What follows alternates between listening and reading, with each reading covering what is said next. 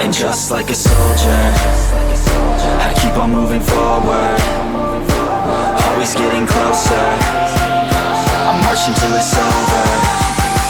And just like a soldier, I keep on moving forward. Hello and welcome back to MangaMuse guys. This is the first part of What If Deku Enters Hazbin Hotel. Make sure to like, share, subscribe and also press the bell icon so that you never miss a great update. Also make sure to check out the wonderful author DiabloDrago on Wattpad. Well, let's continue with the story now. At the end of the rainbow there's happiness. And to find it, how often I tried. But my life is a race, just a wild goose chase. And my dreams have all been denied. Why have I always been a failure? What can the reason be? I wonder if the world's to blame, I wonder if it could be me. A land dyed in red appeared seemingly after a great battle had taken place. An enormous red pentagram glowed ominously in the sky. Large signs and graffiti were strewn about the streets, saying things like, "F you heaven, your days are numbered," and "punishment." Not a single living soul was left in the open streets. Just rows upon rows of mangled and dismembered corpses. I'm always chasing rainbows, watching clouds drifting by. My schemes are just like all my dreams, ending in the sky. Out of the tallest room in the highest building walked out a young woman with long blonde hair wearing a pink suit. Tears streamed down her face as she leaned against the rails on the balcony. A small spark erupted from her fingertips before she launched it into the sky, exploding into fireworks to signal the survivors that the new year has begun. One by one the citizens of the city had opened up their windows and exited their homes, not even batting an eye to the destruction and death that had befallen them, as this has happened to them many times before. Some fellows look and find the sunshine. I always look and find the rain. Some fellows make a winning sometime. I never even make a gain. Believe me. Several figures made their way to start the day. A trio of individuals opened the curtains of the P Studio, simply labeled as P Studio. The young girl in the group opens up her phone to take a selfie with a man with a flat-screen TV for a head that was seated beside her. Meanwhile a tall moth PMP man clad in red grunts and scowls as he looked at a text he had gotten from an employee. Elsewhere, a very poshly dressed woman watches with a smile as several of her underlings begin to gorge themselves on fresh meat. Meanwhile, she simply crosses the name, Franklin, off of her sign that once said, Franklin and Rosie's Emporium. The blonde woman continues to cry as she sings her sorrows. Her eyes turned a BLD red as she stared in the distance at the clock tower. The clock resetting from 0 to 365, starting the countdown to the next cleanse. I'm always chasing rainbows, waiting to find a little bluebird. In vain. She continued to cry for a few moments as another figure walked out from behind her. The male figure had seemed to be on a phone call a moment ago as he hung up to go over to the woman. As soon as he was behind her he gently wrapped his arms around her to bring her into a hug. "It's gonna be alright, Charlie," he said calmly, placing a small kiss to her forehead in a comforting manner. "Soon enough all this is gonna change." "Aizuku," she muttered out as she turned to face him. He smiled softly as he brushed away her tears. "It's Jay, just how can we be sure? I still don't have proof it'll work. And everything Dad said, it's gonna be fine. Listen to me when I say that I have faith in you." He smiled as he kissed her again, holding her close as she snuggled in his chest. "I know that demons can change if they try hard enough. After all, you helped me see that. Remember? But not all of them will want to. What if they try and nothing comes out of it? What if it really is impossible?" She breathed heavily as he petted her gently. "While it's true that we have no proof it'll work, no one has any that says it won't either," he told her as they separated. "And that's more than enough reason for me," he said with determination. "And we'll be with you every step of the way. No matter what. Just like you were there for me." "Thanks, Aizu." Charlie smiled as she reached up and kissed his cheek. "You really know how to cheer me up."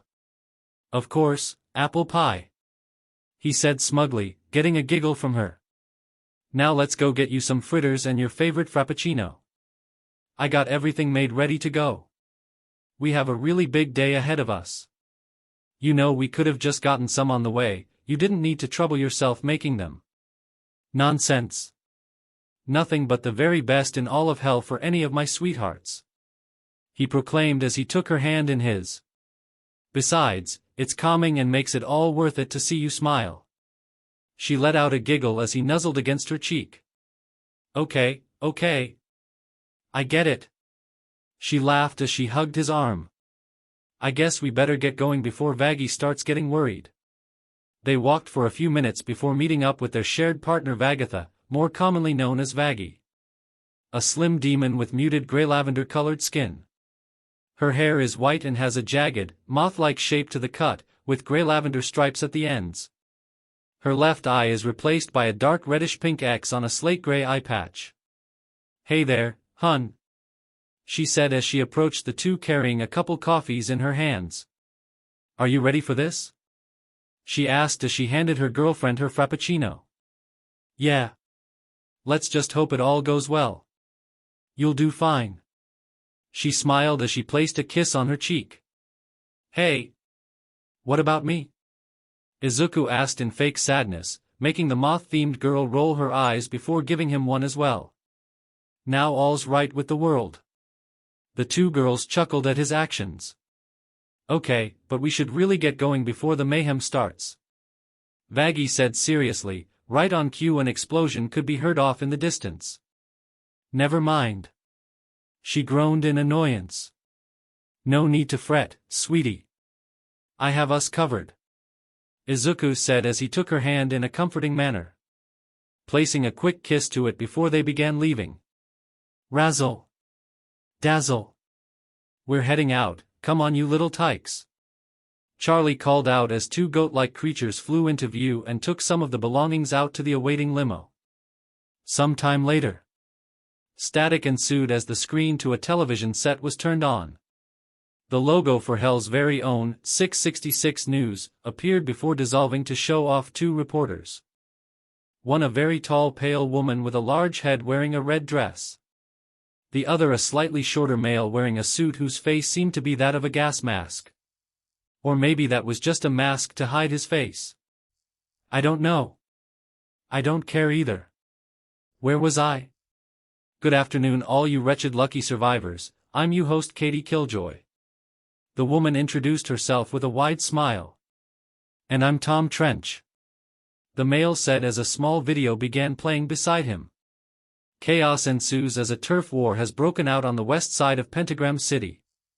The two notable players today happen to be the kingpin Sir Pentious and the self-proclaimed spunky powerhouse, Cherry Bomb. As he spoke, the small screen showed off a picture of a serpentine man posing for a picture wearing a music band t-shirt under his suit and carrying a skateboard as his hat looked really uncomfortable. Then it transitioned to what seemed to be a hand-drawn picture of a young Cyclops woman with long pink hair flipping the bird. After the recent extermination, many areas are now up for grabs, Katie said as she made a clawing motion with her hands. And now demons all over hell are duking it out for new territory. As she said this, a fight between both mentioned demons was shown. Pentious was attempting to fire a bazooka as Cherry flung an egg demon at him before he could. In retaliation he threw his henchman back at her only for Cherry to crack him open over her knee, giving her a chance to slip one of her signature bombs into the shells before she threw it back at him. An explosion hitting him at point blank. Those two are really starting to have at it. Those two are fitting tooth and nail for that hot spot, Katie said as she pulled out a tooth and a nail out of her coffee mug, which she then proceeded to eat. And I'd sure like to nail her hot spot. Woohoo! Tom wiggled his brow as he stared at the footage of Cherry being Cherry. You sure are a limp PP jackass, Tom. Or should I say dash, she says as she pours her scalding hot coffee onto the poor BSTRD's pages. No pages. Not again. Tom whimpered in pain as Katie let out a small cackle. Leaking up next, we have an exclusive interview with the daughter of Hell's own head honcho, who's here to discuss her brand new passion project, she says as a picture of Charlie is shown with her title of Princess of Hell. Soon transitioning to a picture of Izuku, who was shirtless and showing off his glistening manly abs, pitch-black wings and surrounded by raging blue flames. And accompanying her is her fiancé and potential future king of hell, Izuku Midoriya. Most known for being voted number 4 in the top 10 sexiest men in hell by Hellborn and sinners alike. All that and more, after the break. She says as she shattered her coffee mug with a strangled smile. "SCK it up you little by dash," she yells at Tom, who was still whimpering but was cut off as the feed was cut for the commercial break. "Did she have to introduce me like that?" Izuku sighed heavily as Razel handed him a donut and coffee from the concession table. "Thanks." He patted the little man's head as he went back to his business. "I told you doing that pageant was a bad idea," Vaggie said as she helped straighten his outfit. "Hey, you gotta admit the prize money was too good to pass up. Still wished I didn't have to put up with all the weirdos. Especially with all the SHT I had to go through to get Valentino off my back." He growled softly at the memory. "But either way we got some extra revenue for the project. We would have been fine.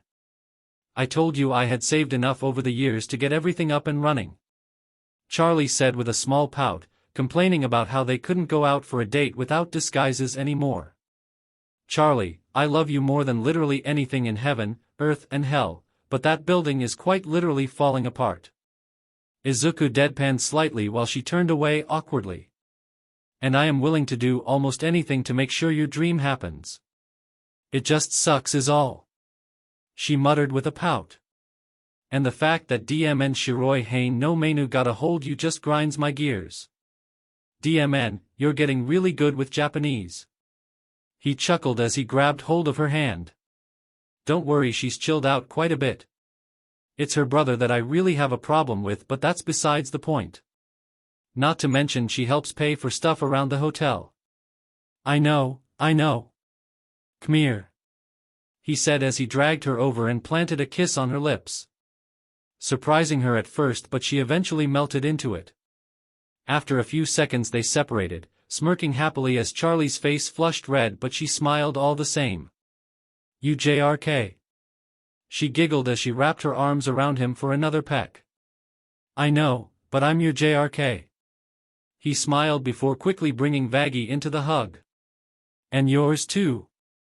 He smirked as he proceeded to do the same to her. The short moth demon girl is not even trying to refuse. "Iris dulce y cici hijo de puta," Vaggie muttered under her breath after they separated. The three happy lovers laughed sweetly as some of the onlookers either cooed or gagged at the wholesome sight. "Now, do you remember what to say?" she asked as she adjusted Charlie's bow tie. "Yes.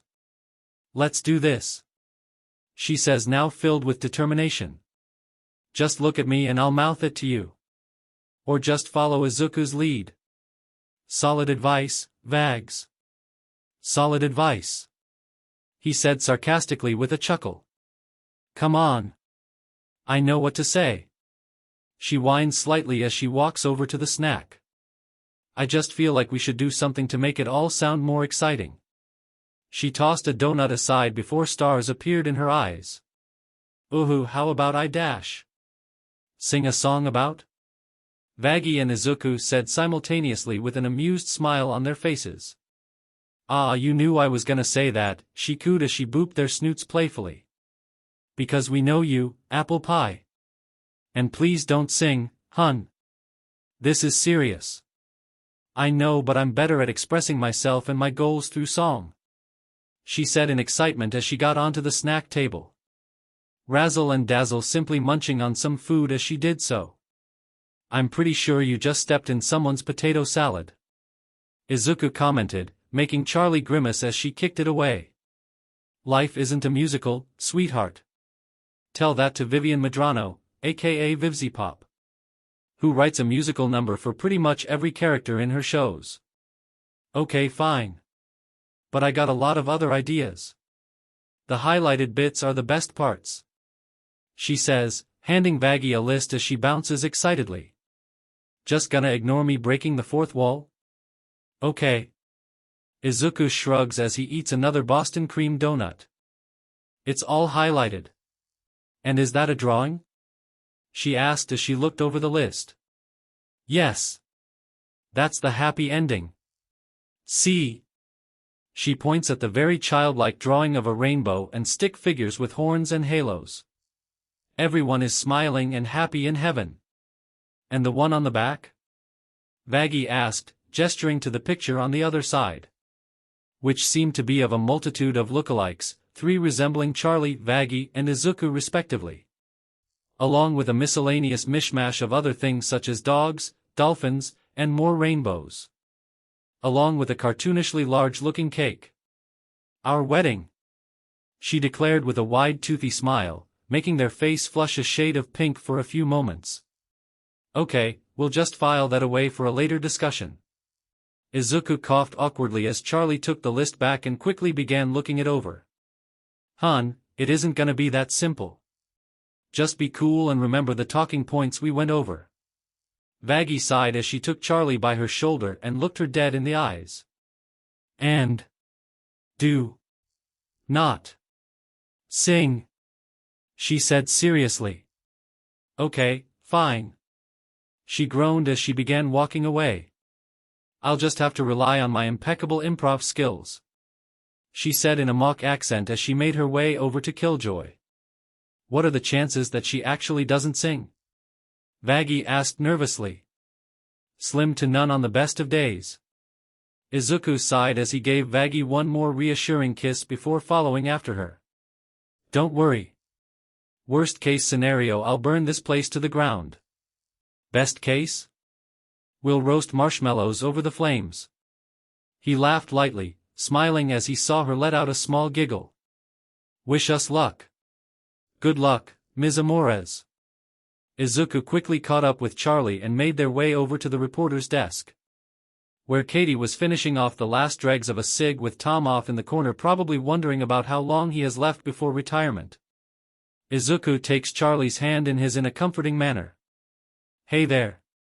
I'm Charlie, she greeted, extending her free hand for a handshake.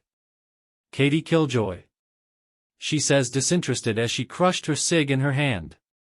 I would say it's a pleasure to meet you, but that would be a lie. And you can put that away, she says, gesturing to Charlie's still extended hand. I don't the gaze. I have standards after all. Izuku's eyes twitched in slight annoyance at her words. He tried his best to remain calm as he watched her throw away her cig before she winced in pain as a bit of blue fire sparkled in her hand right before she threw it. He held back a chuckle as he watched her try and figure out what happened. Oh, yeah? How's that working out for you? Charlie asked as she looked at a sign above her that read, Hell's #1 News. Look, my time is money, so I'll keep this short.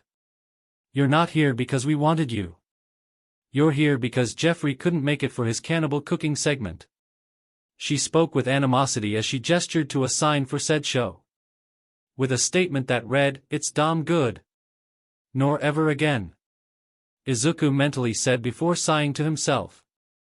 That reminds me I owe Rosie a favor, and that is not a position I want to be in for too long. And merely showing this hot piece of peach here will raise our ratings with all the corny F-airs want to JRK off to him, Katie said, gesturing over to Izuku with a lustful smirk. Charlie gained an angry expression as she did so, with her horns poking out slightly before Izuku calmed her down. You may be a royal big shot, but that doesn't mean SHT to me. I'm too rich and too influential to give a flying F about what a tux-wearing demon princess wants to advertise. Trench simply watched this routine play out, shaking his head disapprovingly. All the while Katie kept on shaking her body in a weird way while still trying to appear threatening. Meanwhile it was now Charlie's turn to calm Izuku down to keep him from burning the place to the ground. But I dash. So don't get cute with me, or I will bury you. She interrupts her as multiple bones in her body start to crack. I swear to Satan, if this bee doesn't shut up, I'm gonna reduce this place to ashes and then burn the ashes. Izuku thinks as he starts cracking his knuckles, with small flames flickering as he does so. And we're live. And we're back.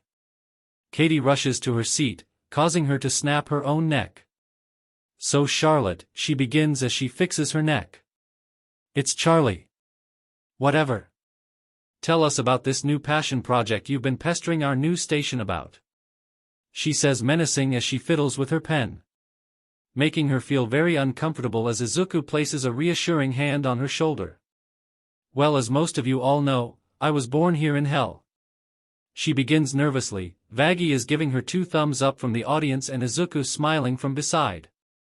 Growing up, I always tried to find good in people, and sometimes it worked out and other times not so much. Hell is my home, and you are my people. Katie, looking bored, notices a slug on the table and quickly stabs it with her pen, getting some BLD on Charlie's face, who brushes it off to resume her pitch. Though she did have to hold back a laugh as she watched Katie nearly fall off of her chair when the dead slug caught fire. We just went through another extermination.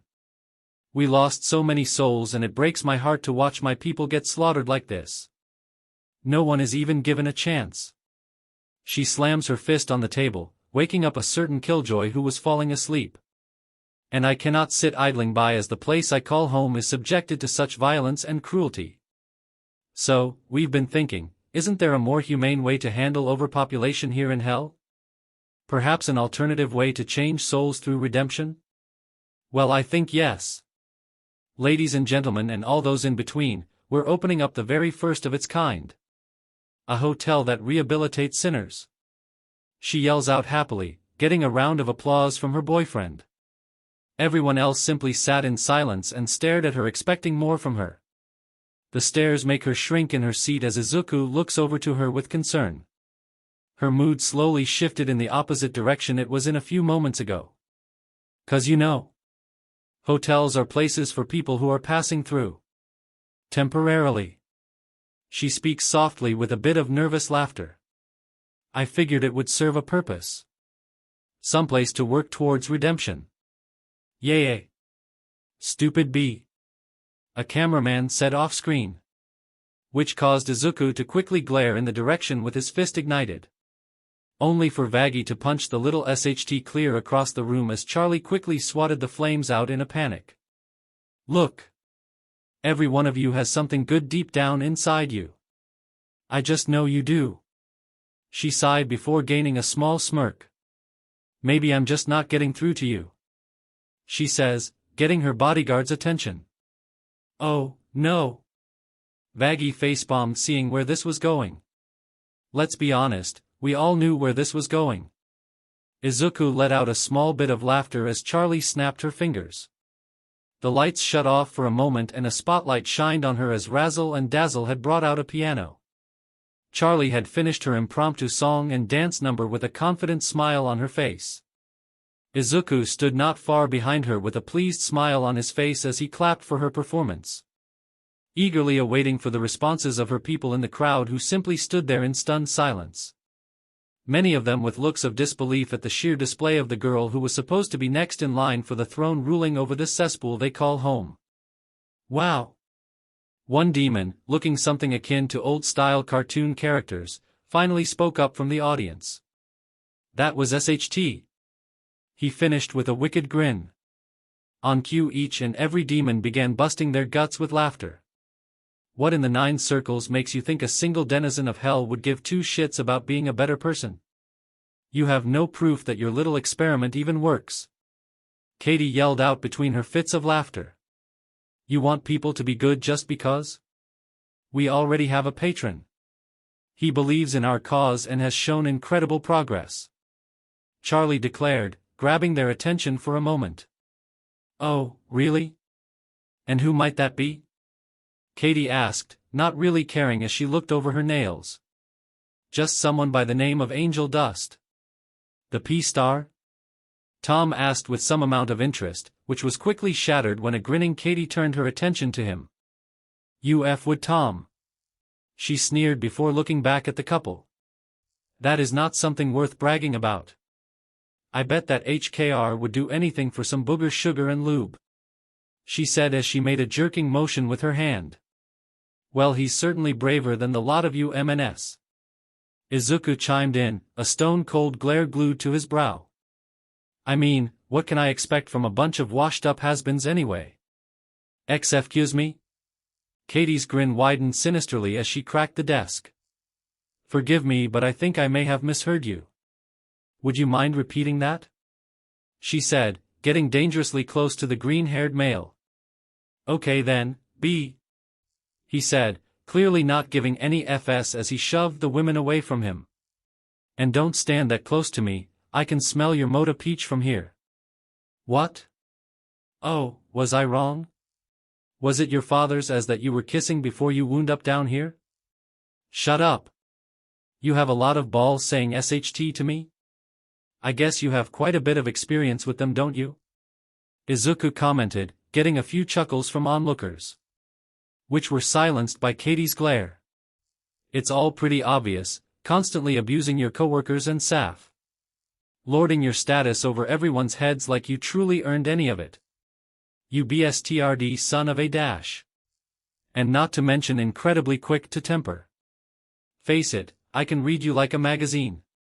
Your parents didn't a single SHT about you, so you just kept doing what you thought would impress them. Which clearly didn't work out for you at all, since you ended escalating your tactics to the point you straight up ruined everyone else's lives. And now you're here, your parents' ghost still shaping you into the whiny little bee you are trying to get the approval that you know deep in your heart you don't deserve. Why dash? You little F prick. She slammed her claws into the desk, shattering it into pieces. If one looked closely enough, they could swear they saw minuscule tears building up in her eyes. Breaking news. This just in. A new player has entered the ongoing turf war. Tom yelled out, suddenly trying to break the tension that was about to explode. Let's cut to the live feed. Aha! I'm a bad person. A four-armed, white-furred individual yelled out as he squashed a living egg, throwing grenades out into the distance of the battlefield. Oh, SHT. Charlie gasped wide-eyed. Oh, SHT, indeed. The new player is none other than P actor Angel Dust. Katie said with minor glee. What a juicy coincidence. You must feel really stupid right now. I'm gonna F-kill that overgrown juice-stained, jizz napkin-eating, PPC king, web-faced Nick son of DRG addicted where birthed of yeast-infected Gna. Izuku yelled out as he stormed out of the room, shattering a wall as he did so. Save some for me. Vaggie yelled out as she pulled out a spear from nowhere. Well. Looks like your idea is dead on arrival. So tell me, princess, Katie glared with her eyes glowing a bright crimson. How does it feel to be such a total failure? She laughed so hard she nearly fell over. Well, how does it feel now that I got your pen? B. Her words quickly shut everyone up as they started back away slowly. Whoops, she chuckled nervously. Tom ran away in fear as Katie stood up in front of her. Her body grew extra limbs as the faint sounds of insectoid chirping was heard. She let out a monstrous roar as she stepped closer to her. Charlie gulped nervously as she slowly raised her hands in a defense manner. Months of Izuku's training don't fail me now. Meanwhile. Thanks for the backup, Angie. The Cyclops woman, Cherry Bomb, said as she launched a bazooka into the fry. Are you kidding me? This is the best action I've seen in ages. Angel said as he laid back relaxed, throwing a grenade over his cover. Where have you been, anyway? I thought went and die or some SHT. Oh, I wish. Angel and Cherry quickly jumped into the field as he spoke. I've been staying at this crappy hotel on the other side of town. So long as I play nice I can stay there rent-free. For serious? Yeah. No fights. No pranks. No problematic language. Their words, not mine, he explained as he fired his Tommy gun aimlessly. Using a baseball bat in his other hand he crushed several more egg bois happily. These BS are no fun. I've been clean for 2 whole weeks. Holy SHT. Cherry said with a cackle as she threw even more bombs. I mean sorta clean, he smirked as he wiped some egg yolk off himself. Only about as clean as you get with a SHT ton of Bolivian marching powder. I swear the only good thing about staying is being able to stare at some grade A beef for free. He said with a laugh. Really now? Maybe I should come over if someone has actually caught your attention. Maybe. I mean, it's not every day you get to take a peek at one of Hell's top 10. He smirked as he chucked an egg over to his gal pal. You're joking? Top 10? Which one?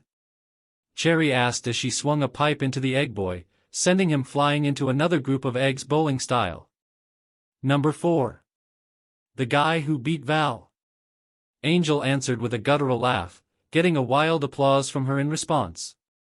I tell ya, when they made that announcement, Val literally got so pissed he gave himself a heart attack. We even got an entire week off so he could go on a vacay to calm down. Oh. You lucky bee. You have to send me pictures. No prob. Angel said right before a chain was wrapped around him.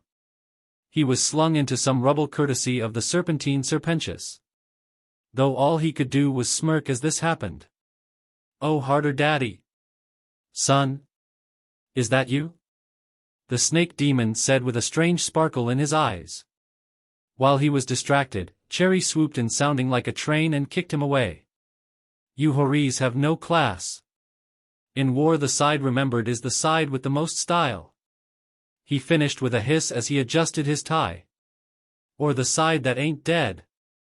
Cherry commented as she tore open one of the egg bois. Speaking of style, is your hat alive or something? Well, that's none of your goddamn business. Now is it? Does that make your hat the top and you the bottom? He laughed as an egg would at the burn. A sign that said loser pointed at Penchus in the background. I'm gonna blow you to bits. KNKY. Not like that. Perv. He yelled as a sign that said PP was now pointing at him. As they laughed at the serpent man, an egg minion managed to sneak behind them with a weapon aimed right at Cherry. Angel quickly noticed this and shoved her away just as the weapon was fired, launching tendrils that had wrapped themselves around his limbs, restraining him. Not so, now, are we? Serpentius questioned confidently, not at all getting what the situation was looking like. But I bet a lot of the weebs in the audience do. Dude, you really need to watch what comes out of your mouth. I've been making these SEC jokes the whole time. He yelled out as the tentacles stretched out his limbs. And it's obvious you're not catching on. Which is just sad. He yelled as he grew another set of arms and manifested a Tommy gun. You think you're gonna get into a lot of trouble for this, Angie? Cherry asked as she walked up behind him. Meh. What's one little brawl gonna cause? Angel shrugged his shoulders nonchalantly, only to begin sweating when he heard a very familiar voice. Me getting really pissed OFF. Izuku yelled out as crashed into the ground, his flames burning the rubble to ashes beneath him. Now would you mind explaining to me what the heck is going on?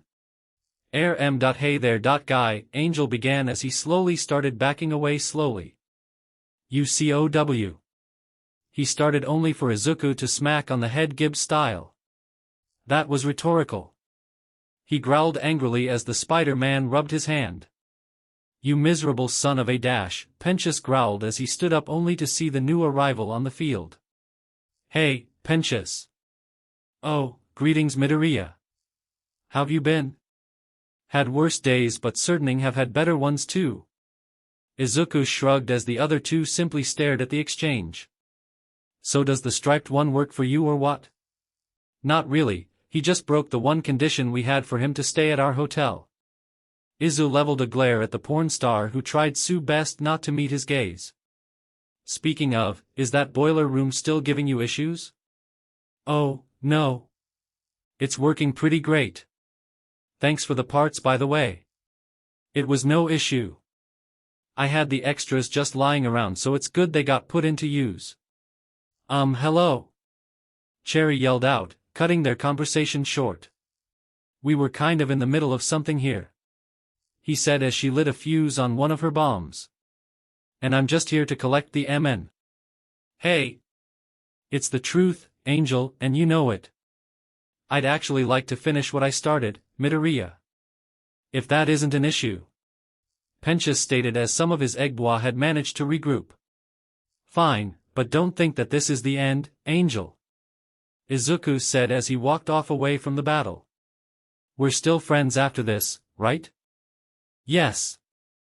Thank you. Penchius took a few guns from his minions as he smirked. Now where were we? As kicking time. The three individuals screamed as they rushed back into battle.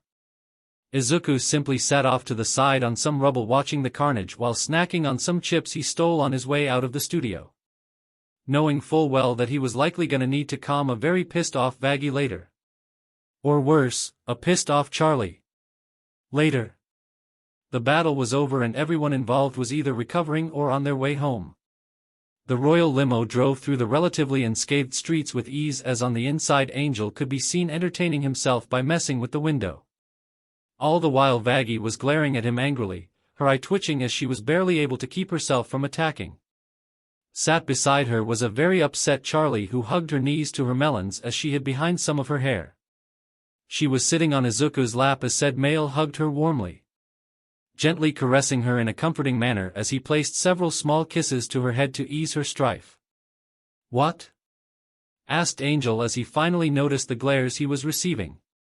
What? What? What were you thinking? Vaggie sneered as she pulled out her hair in frustration. I owed my girl buddy a solid. Isn't that a redeeming quality, helping friends with stuff? Not with turf wars that result in territorial genocide. You win some, you lose a few hundred, he said with a chuckle as he went back to mess with the window. It wasn't that bad anyway. He barely dodged a knife being thrown at him. The next one won't miss. Vaggie growled as she continued to glare at the idiot. I had to. My credibility was won the line.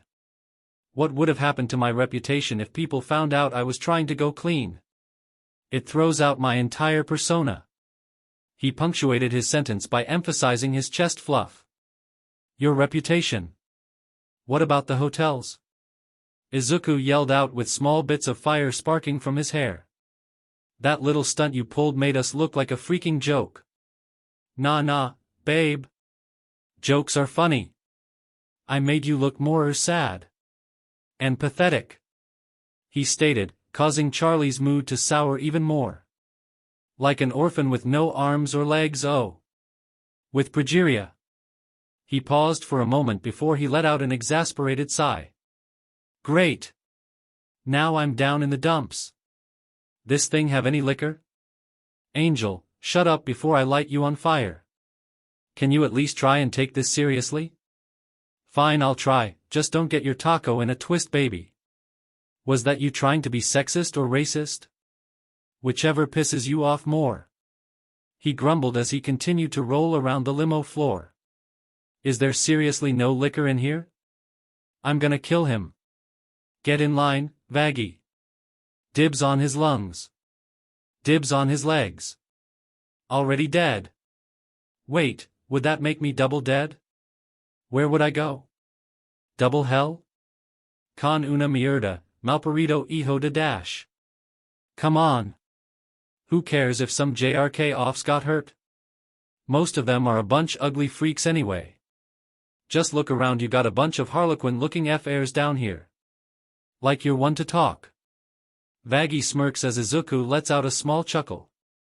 I'll have you know this body is flawless. Everyone wants a piece of me and I got all the creepy fan mail to prove it. He says as he pulls out one of said letters from his fluff. Which was of a creepy-looking guy hugging an angel body pillow asking for feet pics. And away with that SHT. Izuku says as the letter in Angel's hand gets set on fire and crumbles away. That was really uncool of you, Angel. Charlie speaks up in a disappointed tone. Uncool. After that fiasco, no one's gonna want to stay at the hotel. All thanks to you and your selfish BS. Vaggie screamed at Angel, who really didn't seem to care. Does that mean I don't have a free room anymore? Angel, I have half a mind to throw you and that pig of yours into a dumpster from the cannibal colony. Hey! You leave Nugs out of this. All right. Settle down, everyone. Charlie speaks out before things could escalate further. Don't worry. We don't know if anything is over just yet, so let's all try and keep our spirits up, right? She places a reassuring hand on Vagi's shoulder as Izuku holds her free hand. How are you always able to cheer me up, apple pie? Izuku smiled as he placed a kiss on her forehead. Getting a smile from her and Vagi as the limo was brought to a stop. They soon entered the Happy Hotel, walking into the lobby of the establishment filled with unopened crates and boarded-up windows and doors. Vagi let out a tired groan as she sat herself on one of the torn couches and facing the wall. Angel with a deadpan expression goes over to a fridge that was leaning against the wall. Taking out a box of popsicles from the freezer, which wasn't doing its job right since the thing was leaking. You know, it might be a good idea to get some actual food here. Angel comments as he nibbles on the most likely expired frozen treat. Gotta feed all those wayward souls somehow, right? He chuckled lightly, getting a vicious glare from Izuku. Angel ignored it however as he saw Charlie's mood becoming more downtrodden. For a moment it seemed that he wanted to say something to her but decided against it and walked away. Izuku let out a sigh as he went over to his fiancée, wrapping her in a shoulder hug as he took a seat beside her. Hey Charlie, he says, getting her attention. When do you think a joke becomes a dad joke? He asked with an awkward smile. When it becomes apparent? She tried to answer with slight confusion evident on her face. I was gonna say when it leaves for milk and never comes back, but that works too. He smirked, getting a soft bit of laughter from the blonde. There's that smile. Izuku, that was terrible. It made you laugh, didn't it? He chuckled, placing a kiss to her forehead. We're gonna get through this, you know. Even if all of Pride thinks we're a joke, we'll be having the last laugh. You've sure come a long way since we first met. You know that? Yup. And it's all thanks to some appealing and adorable girls that helped me along the way. Oh really? Charlie gave a quizzical smile as she leaned on his shoulder. Remind me to thank them later. I think they deserve something nice for being so kind and helpful.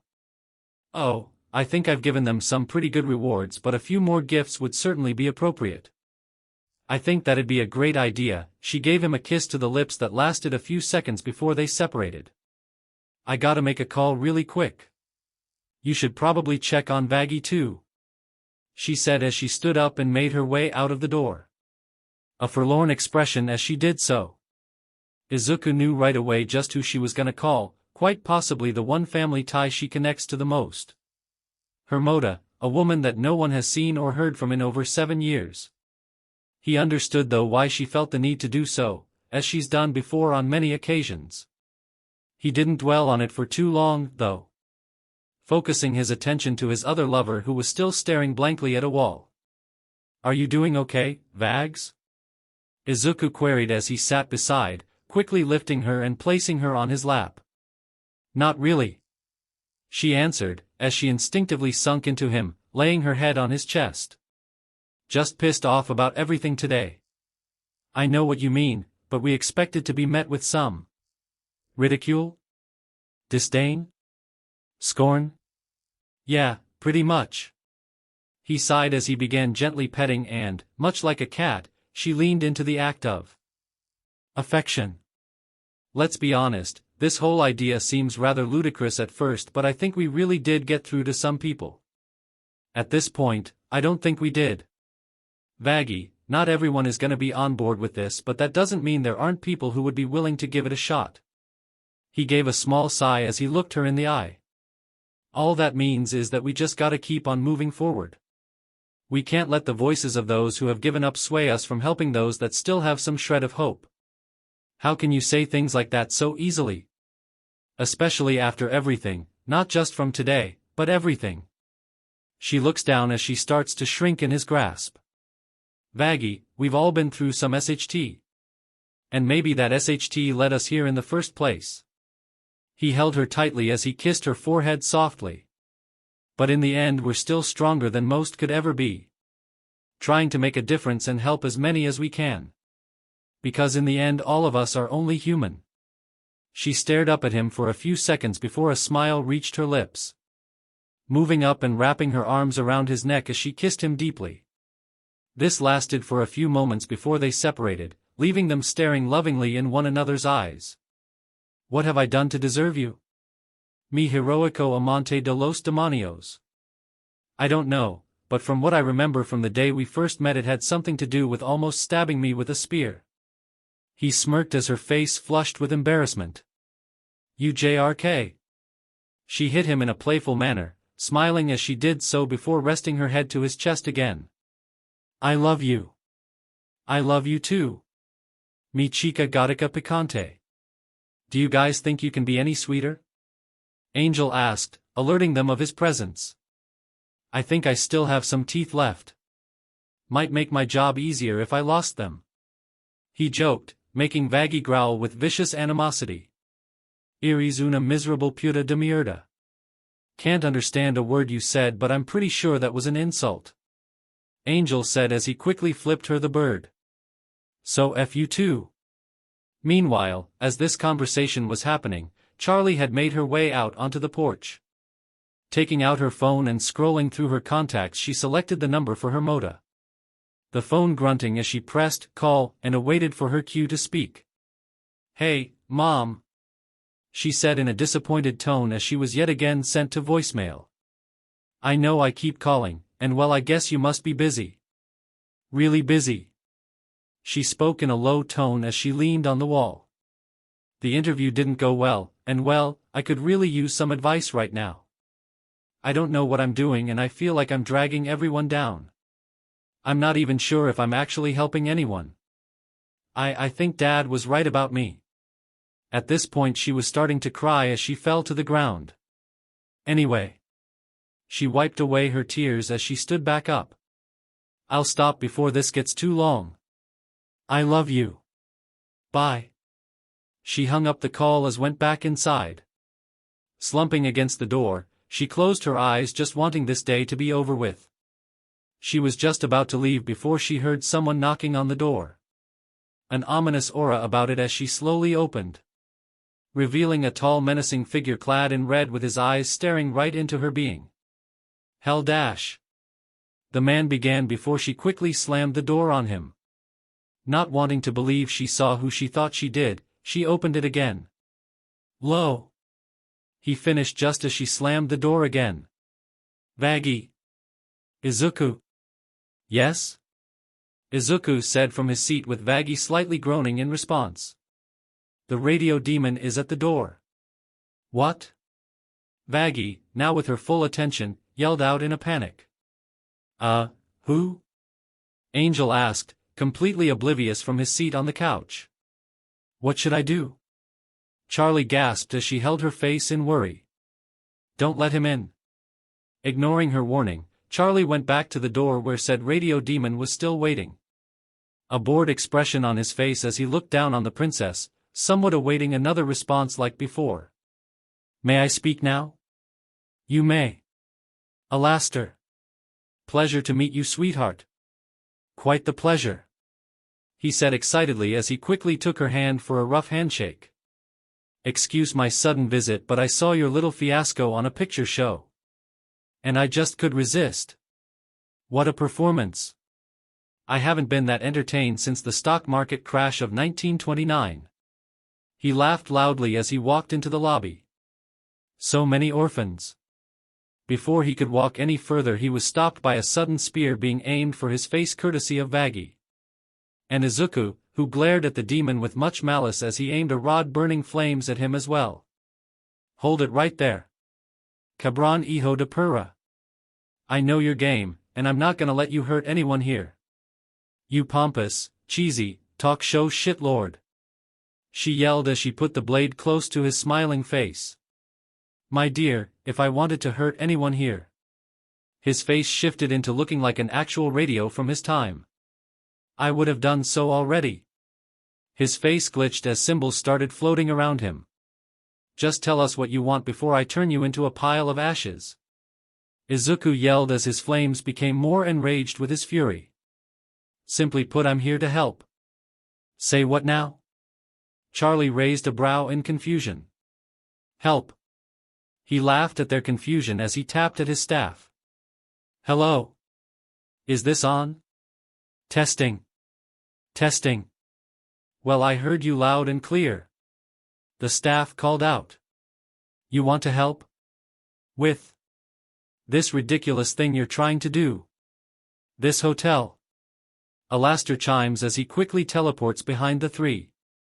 I want to help you run it. But why? Why does anyone do anything? Sheer. Absolute.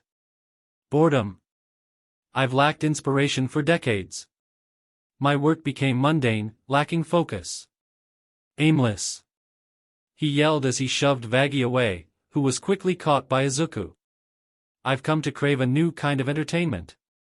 Does getting into a fist fight with a reporter count as entertainment? She asked with a nervous chuckle. I liked it when you kicked Katie in the face. Izuku gave her a thumbs up, making her blush lightly. It's the purest kind, my dear, reality. True passion. After all, the world's a stage and the stage is a world of entertainment. Alastor said as his feedback cut out for a moment. So does that mean you think it's possible to rehabilitate a demon? She asks with hope in her voice, only for it to be cut short by the man's laughter. Of course not. That's wacky nonsense. Redemption, oh the non-existent humanity. No, no, no, no. I don't think there's anything left that could save such loathsome sinners, he says as he looks over to Vaggie who is offended and Angel who just shrugs. Izuku all the while simply cracked his knuckles as he glared at the Red Deer man.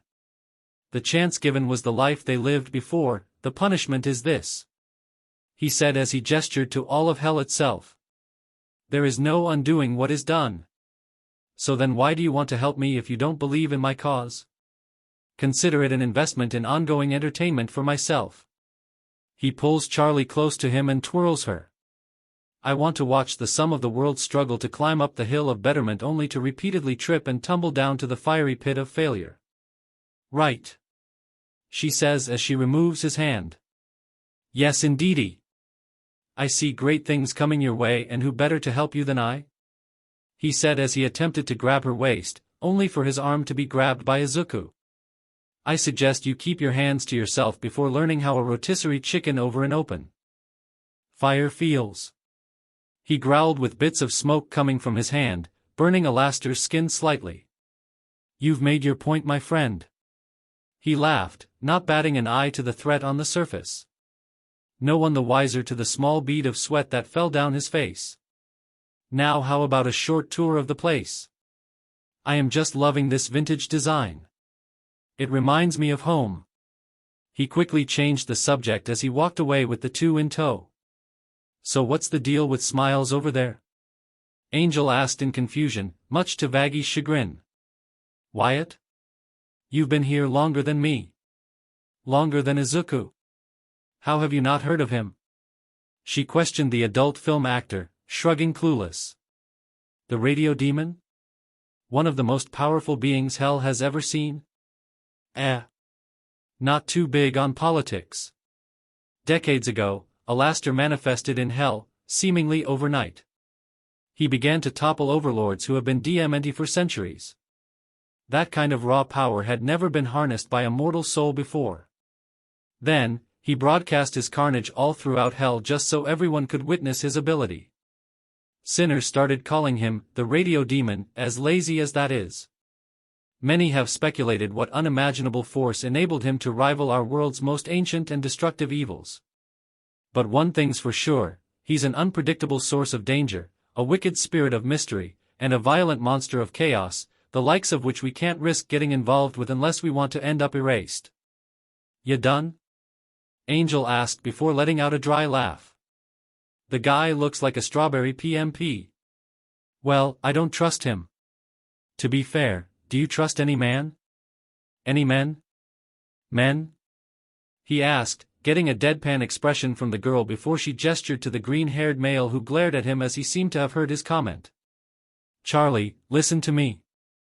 She quickly grabbed onto her shoulder. You can't believe this creep. He isn't just a happy face.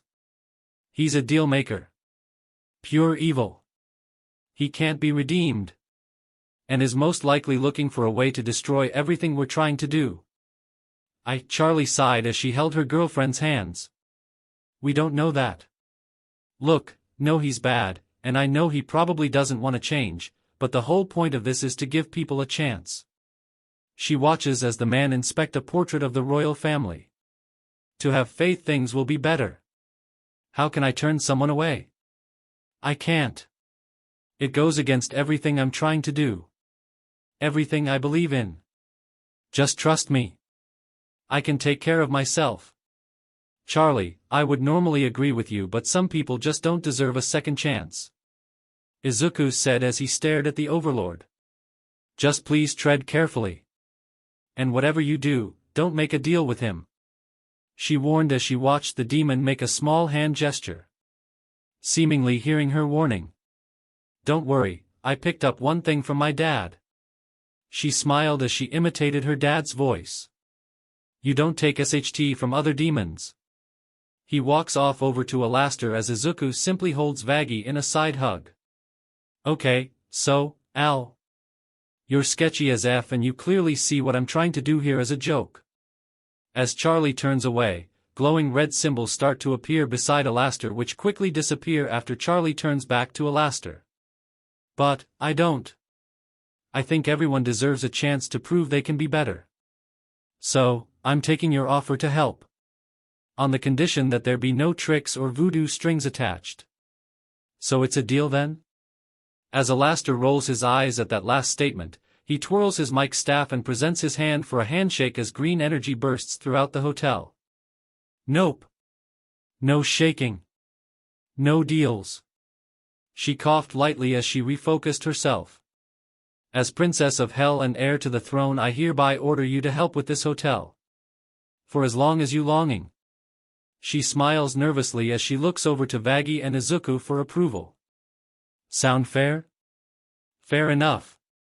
He retracted his staff as he hummed and walked off. Cool beans.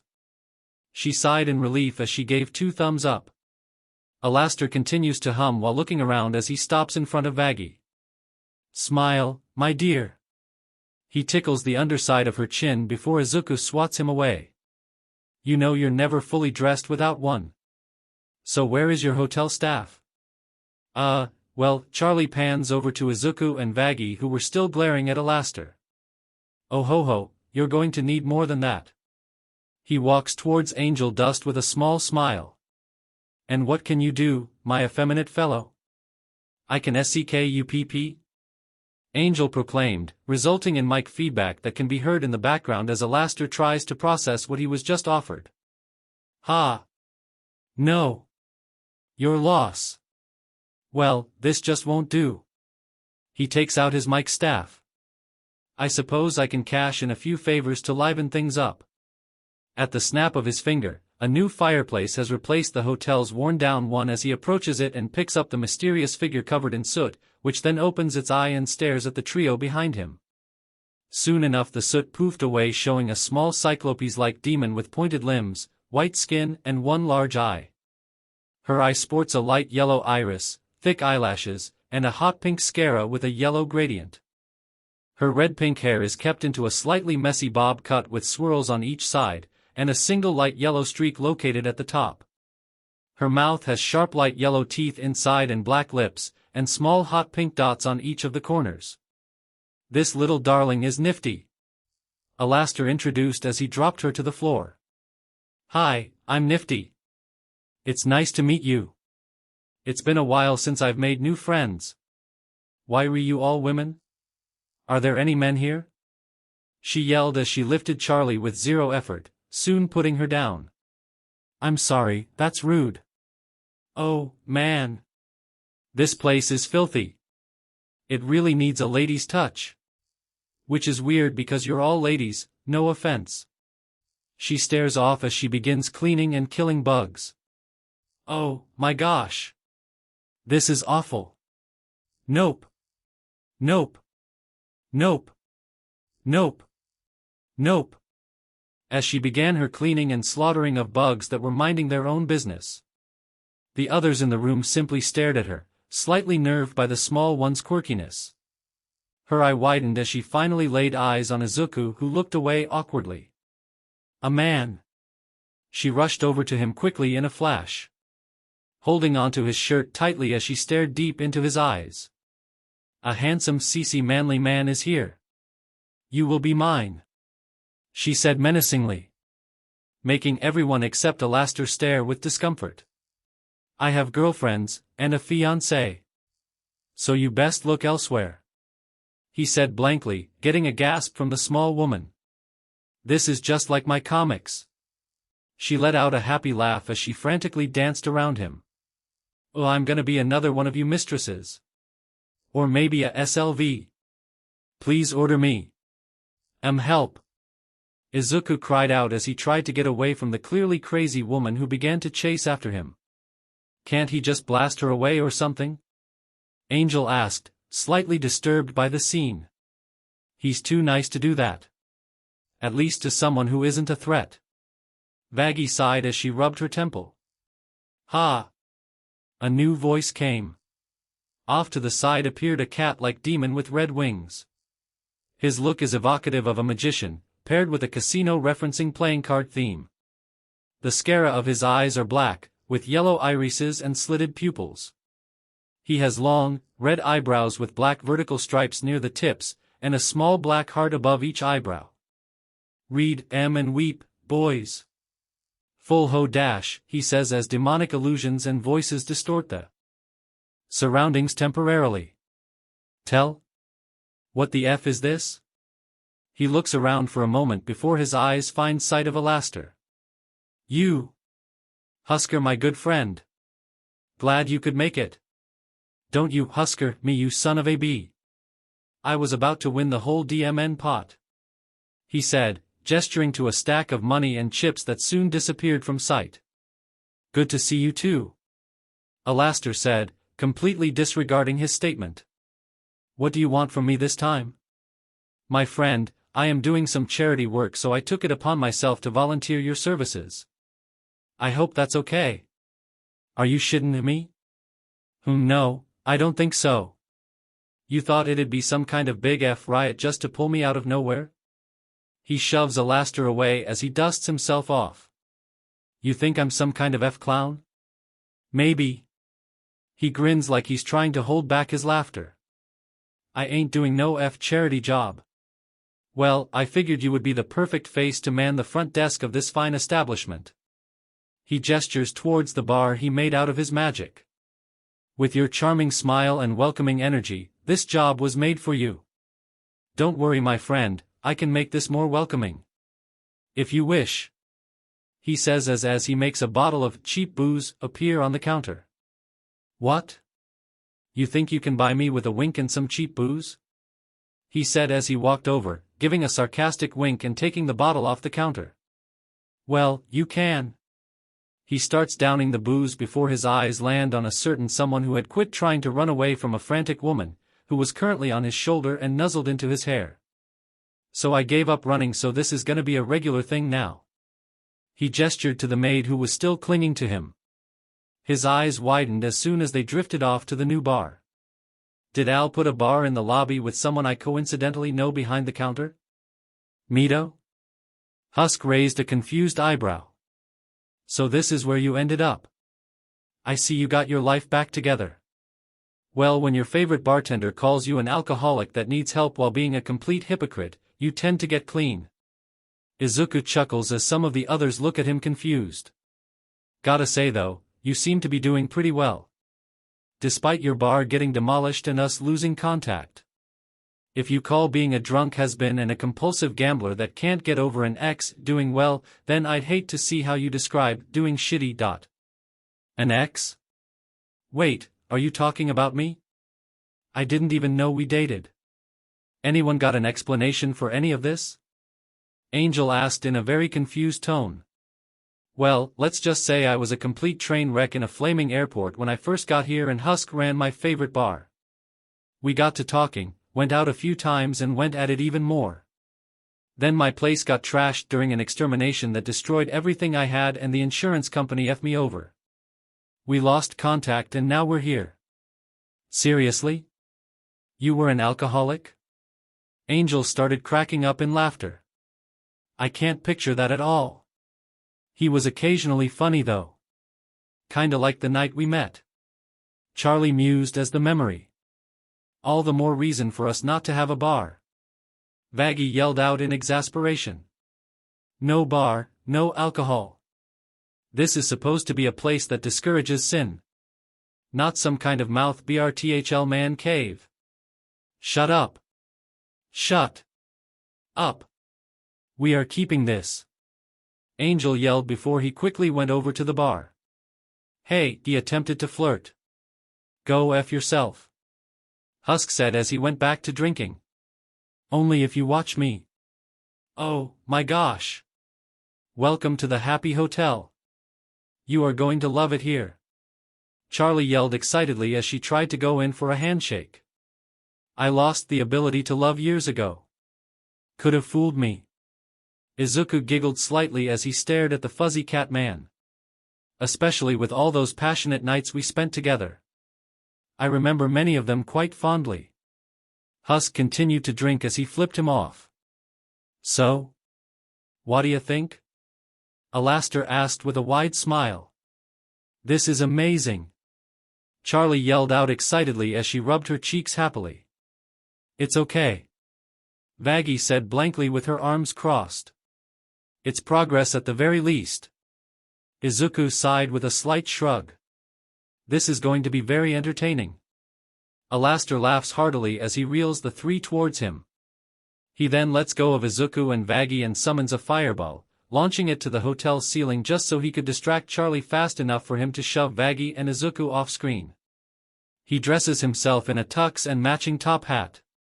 The hotel doors explode open, launching at Nifty, who was about to be hit before Izuku quickly grabbed her out of the way. My hero, Nifty smiled as she started kissing his cheek rapidly. Cut to outside where Serpentious Warship has made an appearance outside the hotel. The cast looking out the window worried and or confused at the sight. The Serpentine crime lord peeking out of an open window. Ha! Well. Look who it is harboring the striped freak. We meet yet again, Alastair. Do I know you? He asked, quickly deflating his ego. Oh, yes you do. And this time, I have the element of dash. He enters his seat and pulls a lever.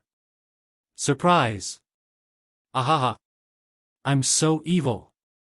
With a snap of a finger, an otherworldly dimensional portal opens with tentacles and shadow demons emerging from it, destroying Serpentious' ship while he is inside. Alastair can then be seen finishing it off as he clenches his fist with a few drops of BLD dripping off his hand. Alastair is then shown grinning menacingly in satisfaction for a moment as the others look at him in shock and horror. Well, I'm starved. Who wants some jambalaya?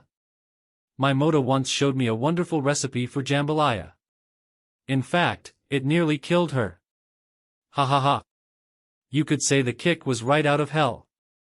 Oh ho ho, I'm on a roll. Yes, sir. This is the start of some real changes down here. The game is set. Now. Alastair uses his magic for the last time in the episode to change the sign atop the hotel from Happy Hotel to Hazbin Hotel. Stay tuned. Ha ha ha. You good over there, Pen? Izuku hollered as he saw the snake crawl out of the resulting crater. Not really? He answered as he laid. I'm just gonna go home and think about my life. Are we still friends? I guess I can let this slide. Next time though, try not to destroy the hotel. Also, call first so we can get things ready. Okay. He gave a thumbs up as some of his surviving minions started dragging him away. Later. After the whole ordeal and having a relatively calm dinner, Izuku had made his way to the room they had placed Alastair in. A stern look on his brow as he knocked on the door. Getting his permission to enter, he watched as the radio demon had already remodeled his room to his liking. Ah! Mr. Midoriya. How can I help you? He greeted joyfully as some books flew onto the shelves. I've come to make sure we are perfectly clear on a few details. He spoke strongly, indicating the seriousness of the situation. Like why you are here and what being here means to you. Oh? But I already stated my reasoning. You think I'm an idiot? He growled, the temperature to room growing high as he stepped closer to him.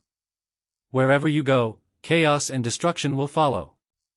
You are a sadistic, psychopathic, and cunning individual. You don't do anything without a reason. I see that someone has definitely done their homework. Alastor's grin did not falter as he was face to face with Izuku's menacing aura. But I assure you that I aim to do exactly as I say I intend to.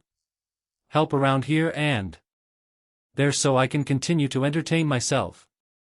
You know as well as I do that you are lying through your teeth.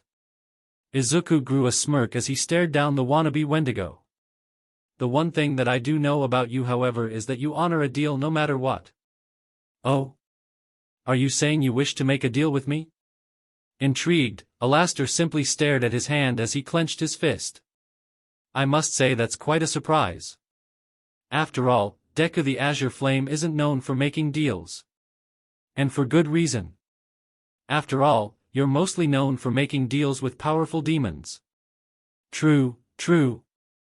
Alastor's smile turned dark. But what exactly do I have to gain from making a deal with you? Simple, you can continue with what you're doing here and you won't have to worry about a lack of entertainment. Especially when some individuals learn of your presence here. Oh ho ho. I do love a good challenge, but let me ask you.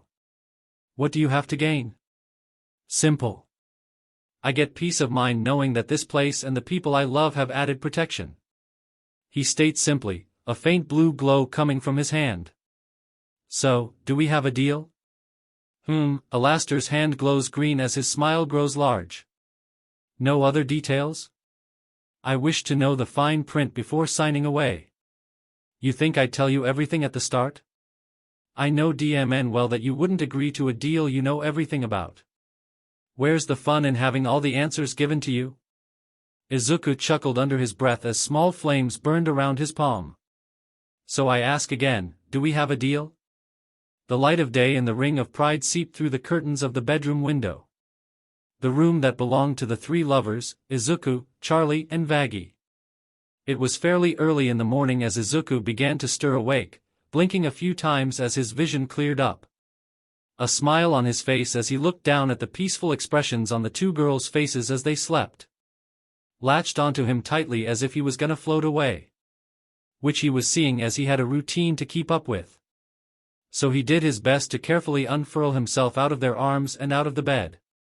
Leaving the two to quickly grab onto one another as their main source of warmth had left them. Chuckling at the sight, he gently readjusted the blanket over them and gave them each a quick peck to the cheek. The two smiled at the feeling as he soon left the room.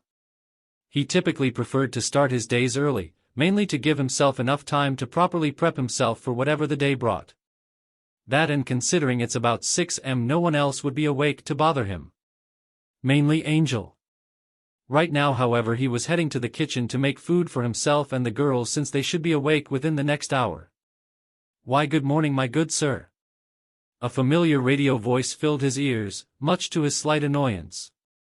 Good to see someone else has the foresight to wake up early. After all, the early bird gets worms, you know. Morning to you too, Al. I guess I shouldn't be surprised that you are up considering your radio show days. Yes, it's a habit that I can't break from. My show may have been on a long hiatus, but with the new entertainment on the way I am simply ecstatic to get it up and running again. He laughed with a wide smile, a short laugh track trailing behind his voice. Oh, how I shake with anticipation. Izuku said sarcastically, letting out a sigh as he went into the kitchen. Do you want anything or are you good? Offering me a meal? And here I thought you didn't like me that much. I may not like you, but that doesn't mean I am not a good host. How kind of you, however, I have already had my breakfast. In fact, I was just about to head out for my morning stroll when I caught you. He continued to smile as he began walking away. I will be back later today, I have some business to take care of. Do give my best to the princess for me. Alrighty then. If you happen to visit Rosie, mind telling her I will be free this weekend so she can cash in her favor then. Will do. And like that, Alastor had left. leaving Izuku to sigh in some form of relief. Welp. Better get back to breakfast. I think something sweet will make Charlie happy. Pancakes and a fruit owl maybe. He mused to himself as he started getting every set up. Vaggie is gonna want something a bit more on the savory side, though. A good omelette will do her some good. Several items began floating around him as he began his task. As he was mixing some batter, he felt a small vibration in his pocket for him to raise an eyebrow in slight confusion. The bowl floated away as he checked the message he had received from a contact simply titled, White Star. Well, this will either end really good or really bad. He thought with a small hum as all the utensils and ingredients continued to float about and continue meal preparation. Looking over the message as he replied. White Star, are we still set to meet today? Yes. I am still free today. Glorious. Shall I have something special prepared for our activities? Nothing in particular should be needed. Unless you have something planned. Perhaps you'll just have to wait and see, darling. He let out a small chuckle at the messaging. Putting his phone away, he quickly went back to what he was doing. Allowing him to finish what he was doing. Though, he would be lying if he said he wasn't at least the tiniest bit excited for what he was gonna be involved with later today. But right now he chose to finish what he was doing. Razzle. Dazzle. Izuku called out as the two Baphomet demons soon came flying down. They hovered readily as he handed them each a tray of food. I want you two to take these up to the girls. And don't worry, I'm making you guys some right now. He ordered, the two winged demons smiling happily as they gave a salute before flying away. Now on to my food. He mused as he looked over what he left. Basic breakfast it is. He chuckled as he finished up frying some bacon, which of course he kept the fat because it's pretty much liquid gold. Vegans out there who want to complain and argue about that can F off. Don't make your life choices everyone else's problem. Anyway, tangent aside, Izuku continued on making his meal. Occasionally scrolling on his phone to look through whatever notifications he had gotten. While also going through his schedule to make adjustments in case something came up and setting up some personal days. He got so engrossed in what he was doing, he didn't notice the tiny taps that were behind him. That is until he felt something tapping against his leg to get his attention. Looking down at the floor, he saw the small creature that awaited his attention. Animal that was one of the few actual pets that were kept at the hotel. A small pink pig demon with various darker pink spots along his body. He has large black eyes that have been shown to glow in the dark, and appears to have eyes on the side of his body that glow as well. It also has both pink and black spikes along his body, and he boasts a mouthful of pointy sharp teeth and a curly tail with a quadrilateral barb at the end of it. He also has little dark pink hooves. Hey there, Nugs. He giggled a bit as he squatted down to pet the small creature. What are you up to all by yourself? The pig merely oinked as he seemed to be trying to climb up on him. He also hopped a few times in the direction of the counter to allude to what he was wanting. Something that caused Izuku to raise an eyebrow at the little boy. Seriously? You want this? He asked him as he showed him a small piece of bacon, the pig spinning in response. You realize this is bacon, right? You know, pork? And you are pork. The pig only nodded at him, making him sigh. Alright, fine you little cannibal. Hopefully Angel won't mind. He said as he tossed the STRP away, the pig quickly going after it and even catching it in his mouth. Was that a pig eating bacon? Someone from the other end of the kitchen asked. Looking over to the side, he saw Husk was up and about and rubbing his temple lightly. Guess that's not the strangest thing I've seen after a bad night drinking. Hangover? Hangover. Do you want a prairie oyster or just some plain coffee? Coffee. You still like it with cream and sugar, or do you want it black? Surprise me. I got some food left if you're hungry. Sure. He gave a thumbs up as he went over to a small table. Not having to wait long as a plate or bacon pancakes and a coffee was set before him. Thanks. No prob. Izuku smiled as he finished up his plate. A fairly large portion of pancakes, eggs, bacon, hash browns, coffee and orange juice. Soon taking a spot beside the winged cat demon on the small table. This brings back memories. Husk commented as he sipped his drink. Oh, yeah. I always made breakfast when I stayed over. Izuku hummed lightly as he continued to munch. Which was quite a bit now that I think about it. Not my fault you didn't have a place to live for over a year after landing down here. I happen to remember you enjoying my company. And you thought we weren't dating. Husk sighed as he recalled many memories of those times. To be fair, how was I supposed to know living together, hanging out, eating together, sharing a bed, and holding hands on occasion counted as dating? Husk could only stare at the green-haired young man with the biggest, most unamused deadpan imaginable. Point taken. Gotta say though, maybe it was for the best that my bar got destroyed.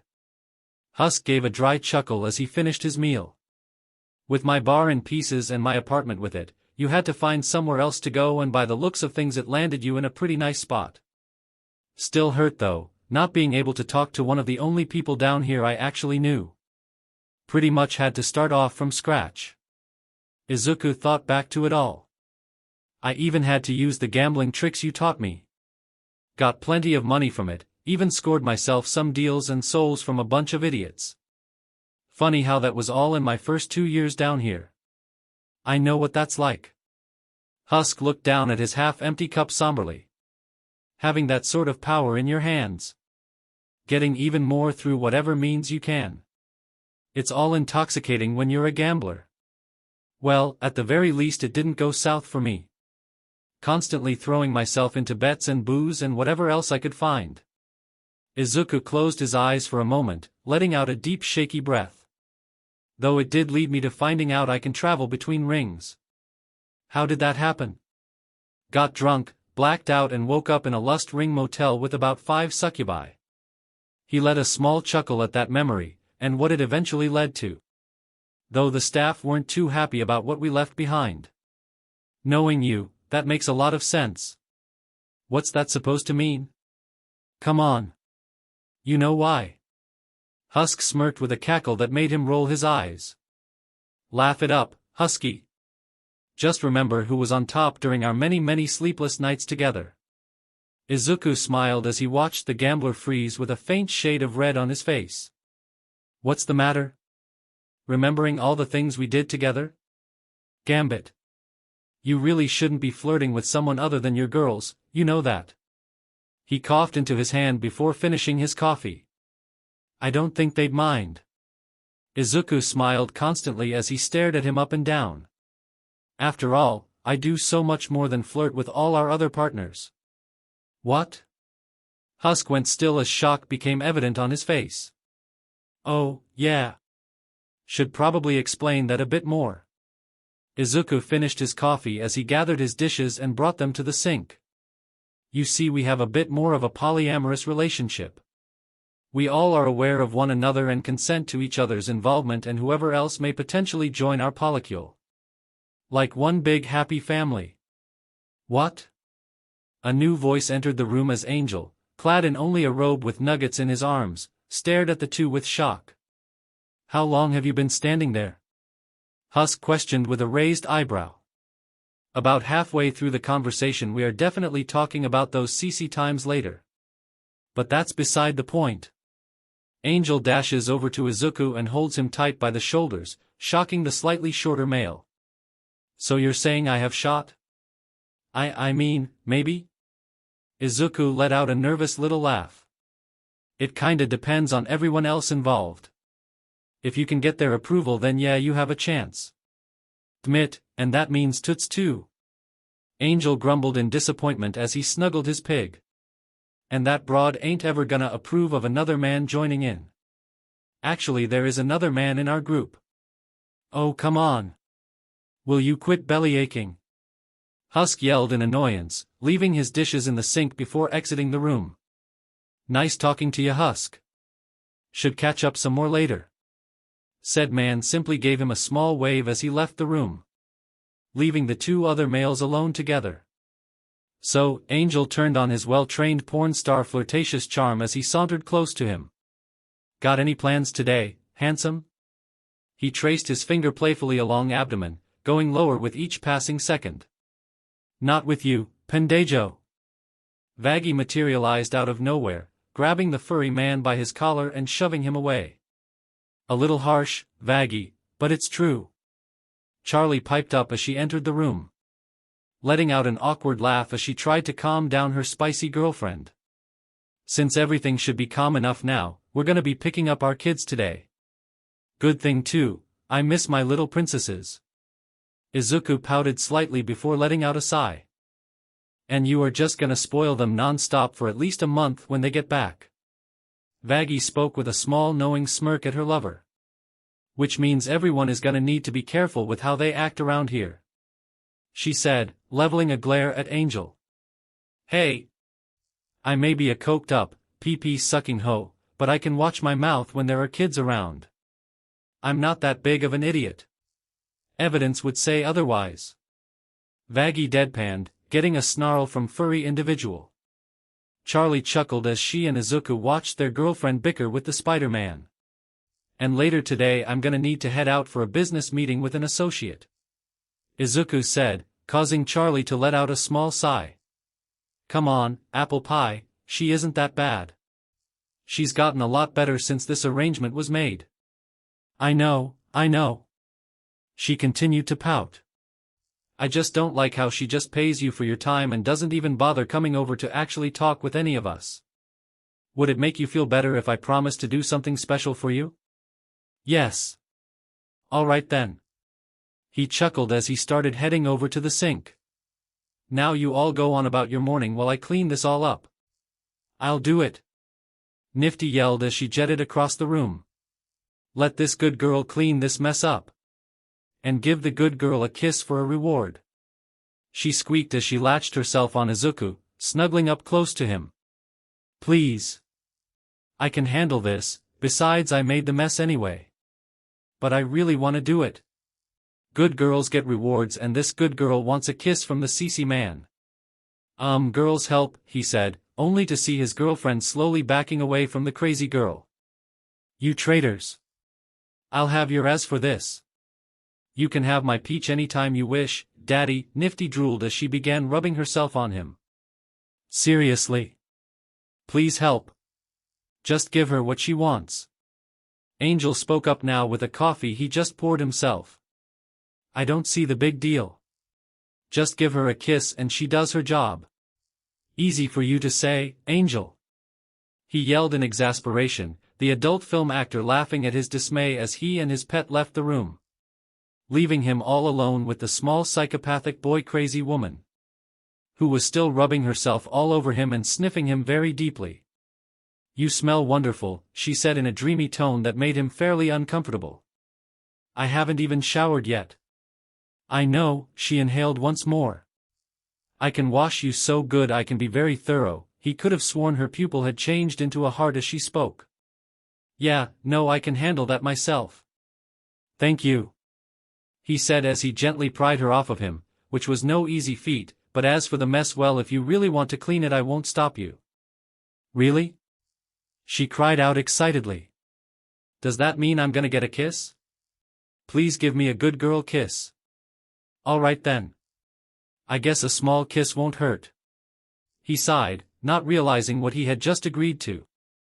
In a flash, Nifty willed as much strength in her body to drag him down to the floor, a wide blush on her face as she planted her lips to his, forcefully putting her tongue into it as a full-blown make-out session had started between the two. Not wanting to be outdone, Izuku let his instincts take over, quickly taking over as she wrapped her arms around his neck, completely submitting to him.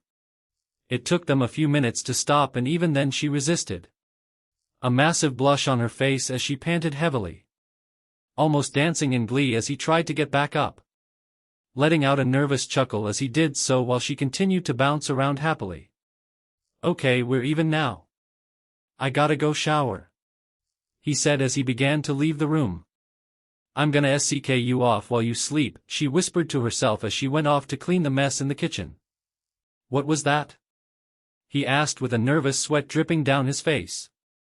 Hoping he heard her wrong. Nothing. He soon picked up the pace as he raced out of the kitchen and left for his room. Definitely feeling the need for that shower now, that shower more than ever. His mind racing with many thoughts of the sequence of future events that he has begun from that one single moment. And most of them invoke feelings of fear and arousal. Something he's not unfamiliar with at this point. By the time he had returned to his room, his mind had calmed down enough where he could continue on with his plans. After finding a nice clean set of clothes for him to wear for the rest of the day, he entered the bathroom to undo for his shower. But once he entered it, he was met by the sight of both Vaggie and Charlie naked as they were when he woke up this morning and in one another's embrace. "Don't just stand there, mister." Vaggie smirked as she gave Charlie a playful smack to her peach, eliciting a mmm and a blush from the blonde. "Get in here already." Charlie smiled playfully as she began FNDLNG Vaggie's young melon. "This has been a good morning." He smiled as he quickly closed the door behind him. So alright folks, that's all for today. Stay tuned for part 2.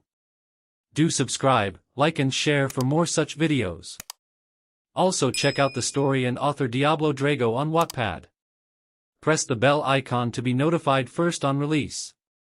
See you in the next video. Till then, goodbye.